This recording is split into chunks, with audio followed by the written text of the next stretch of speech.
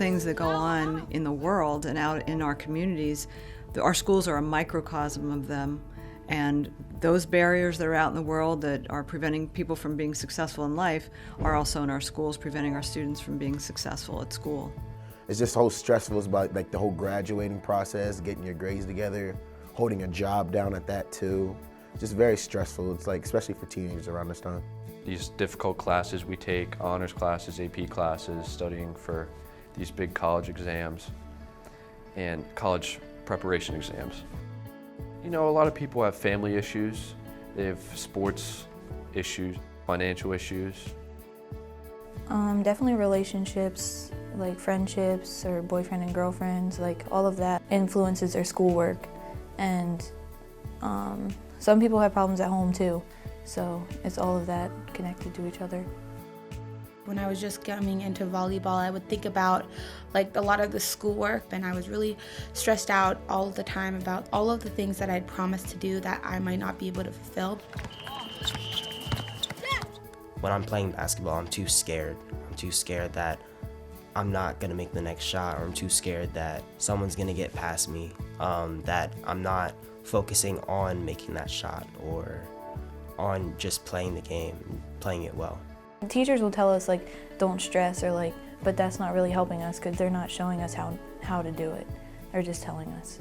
If we can find a way that teaches students the methods of dealing with all of the things they have to face in life, as far as the pressure and the outside stresses, then I think that we're almost doing them a disservice not to do it.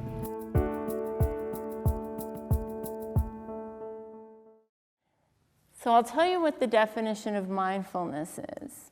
It's paying attention on purpose in the present moment.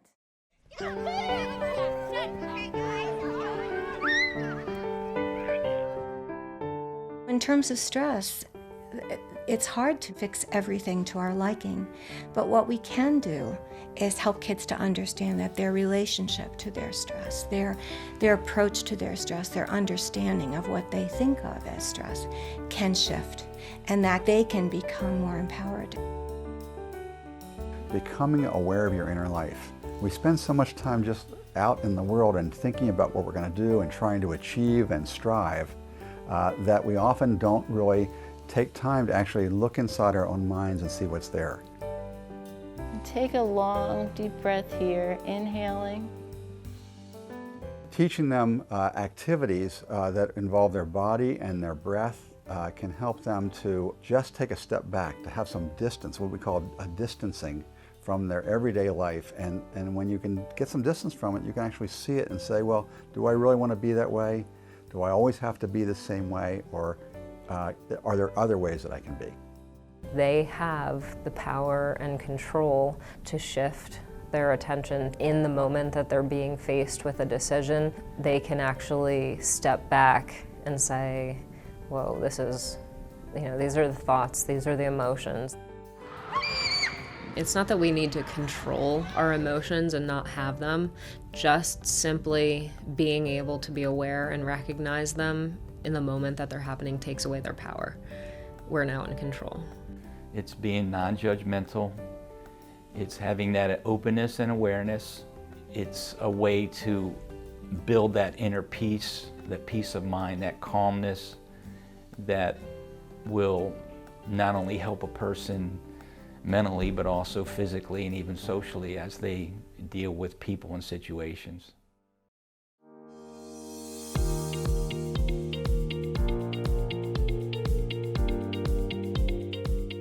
Every single student deals with stress that can be overwhelming. Very rarely are we taught how to deal with that feeling and what to do to help us deal with stress. That's what this program is about. The structure of the program corresponds to the letters of the word breathe, and each letter, it represents the theme of the lesson. The B stands for body, and the message is, listen, your body has something to tell you. Yeah, before I would swim, like in districts, I just stopped, like everything would just go quiet, and I would just breathe in, do the exercises that he taught us how to do, and It would really help me calm down before I would race. In class, we did a lot of activities on how to relax and the importance of relaxing. And that was a really good way to see how we get so built up on these difficult classes we take and exams. It's only damaging ourselves when we keep building up that stress and getting worked up over it time and time again. And I know all my friends, we actually did it outside of school. I know a bunch of my friends and me would catch ourselves doing it outside school after we learned about it. For me, during games, if I got stressed or something, I would sit down on the bench, close my eyes, breathe for 30 seconds, in and out, and then I'd go back to the game and it'd actually help, and settle me down. Wondering if... For me, one of the most exciting things, I think, was watching students have those aha moments where they could say something like, I paid attention walking down the hall today and just noticed all the other students who were walking by me. Or else a student who might have said something like, I really noticed the changing leaves this morning as I was driving to school. So just seeing their awareness and attention change around meaningful or even little things that they were experiencing in a day. The R stands for reflections or thoughts. The mind generates thoughts all the time, and we can handle that mindfully. You don't necessarily need to believe everything you think. For me, I'm very mentally focused. I sometimes will get in my head a lot, and it is very hard for me to get out. Sometimes in the back of my head, I'll listen to somebody's no, I didn't do that, or you're wrong, and stuff like that. Well, if things aren't going so well, then I start talking to myself and being like, why did you do that? You shouldn't have done that. And yeah, I just start going more and more away from what I'm doing and more criticizing instead. E stands for emotions, and the message is surf the waves of your emotions, so we can deal with pleasant and unpleasant in a more balanced way. I'm not really violent, but I just get rage built up in me sometimes, and I just sometimes lash out at people. If I made a bad play in the game, I would make it last the whole entire game. I'd have my head down, I'd freak out, I'd be so upset. I'm in this AP World History class, and I feel like I study really hard, but it's just my lack of confidence, and I really just don't think I should be in the class, and that kind of makes it hard when I'm studying for the test, but also when I'm taking the test, that I feel like I can't win. I think with a lot of the social pressures that we have, everyone's kind of expected to come to school and be happy and talk to your friends all the time, and sometimes you're not always feeling up to talking to everybody. Not necessarily being able to I guess feel what they want to feel. The problems with just daily life was just stress and people's emotions toward other people. You could have, one person could be your best friend in the world, one thing just sets you off and you don't want to talk to the person ever again. Some people even might want to fight.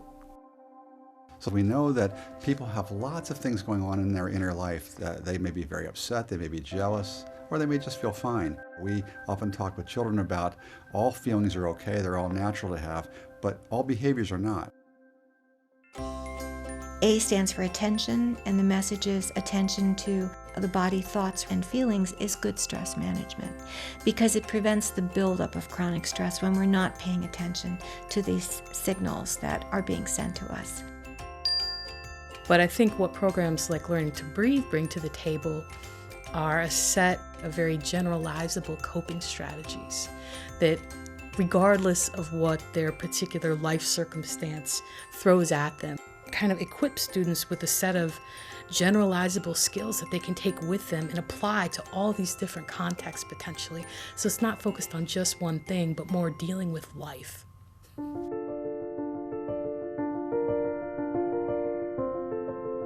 The T stands for tenderness, or take it as it is. And that's the part of the curriculum where we intentionally practice compassion. for ourselves and for other people in order to cultivate healthy habits of mind. There is a component that we often talk about in mindfulness, and that's the ability to have compassion for others and to notice the need to relieve suffering. In what we think of as the best mindfulness programs for teenagers and young adults, we're not only helping them to have more compassion for themselves, but we're helping them to understand that the world is full of suffering, that everybody has difficulties and strains and stresses and anxieties and trauma and loss. You need to be able to talk to people who can relate to you sometimes. So if I'm with my white friend, I can't really explain to my white friend the fact that it's different walking down the street, getting a lot of different eyes looking at you. It's different to have to watch your friend's back when you're in a different place, not just be so comfortable.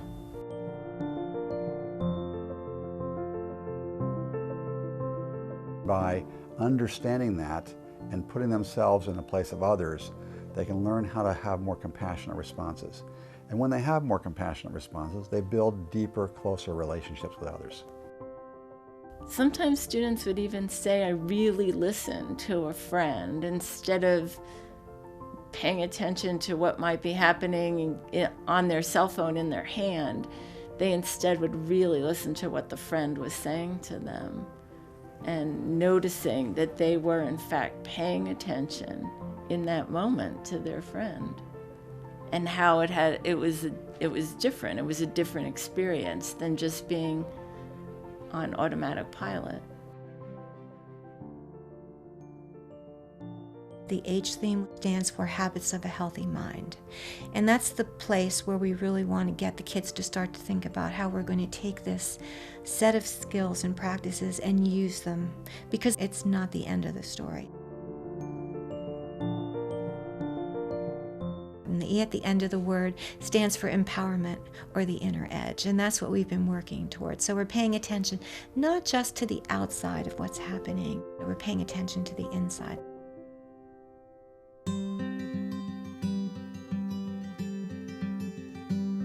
Slowly but carefully stand up, but paying attention to your movements as you get up, and just noticing your body as you get up. I would say just the biggest thing is that this whole program it's presenting them with a different way of thinking, of recognizing that they have a choice. I don't think even adults, I don't know how many people realize that they don't just have to be a victim of their thoughts and their feelings. They don't have to always be taken over by them and their actions and behaviors controlled by their thoughts and their feelings. If you develop a lifestyle, if you do something consistently on a daily basis, then it becomes habit. And one of the lessons was building healthy mind habits. And I think as you build habits and you try to instill them at a young age and just keep, again, through repetition, over time the light bulb goes on, and then you have positive things happening. I'd probably tell them that they should really experience it, going into it with an open mind more than saying oh, learning to breathe, I already know how to breathe, because that's how a lot of kids felt. I think it's really valuable. Personally, things like this really help me focus on trying to better myself. The high school setting, it's really beneficial to mental health, which sometimes kind of gets brushed over. So it basically taught me a lot about getting mentally prepared before games and even after, to think about what was good and what was bad. And that really helps me because I can think about things to an extent that I can really see what I did wrong, but it also helps me that I don't obsess over that. The way I see it is you have two choices. You can either get with the program and move on with life as it goes on, or you can beat yourself up about it time and time again, get tense about stuff, get frustrated with how your life is going. And instead of beating yourself up about it, you find a way around it or solve it, if you can solve it, and then just move on from it. And what I would tell someone is the best way to move on would to be face your problems head on by being the most prepared, and the way I see you could be the most prepared is doing these exercises. We're going to raise our arms up. And then on your next inhale, raise up to a standing position. I think it made me look like a better person, or like it made like people think differently of me, because I used to be like mad or like rude and stuff, and now like I'm like never that anymore, because I do that, because I calm myself down instead of like lashing out. I've actually had it said to me before, I'm like, you changed a lot since like last year, and now like I'm happy all the time. Like it's crazy how it happens. Like I just like get upset or anything, and I close my eyes, breathe in and out, and it just like stops. I just don't even, I don't understand how it happens, but it does. It's crazy how like your mind thinks like that. So I definitely think it should be something we should spend time on. I feel like if we would actually teach this and they would follow along, they would learn how to not get so worked up with their teachers and schoolwork and relationships. I mean, when we started doing it, I thought it was going to be silly, to be honest with you. I didn't realize it was like an actual program like that, because I had never really heard of it. But it definitely, I thought it was really neat afterwards. I realized how important it was. I think could have done it even longer if we had to. For me, the reason why I think it's so important is because a lot of the things that we stress out about are beyond our control. So if you're going to do, it's the only thing you can really do about it is that. A lot of the stuff is beyond your control. This is something that maybe could put it in the students' hands somehow, make it better themselves.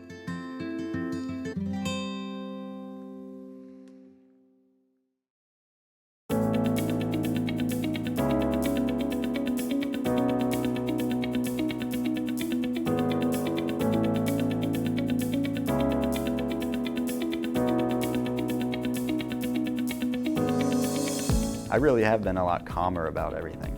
Freedom is not free. It comes with a cost, even though we don't always know.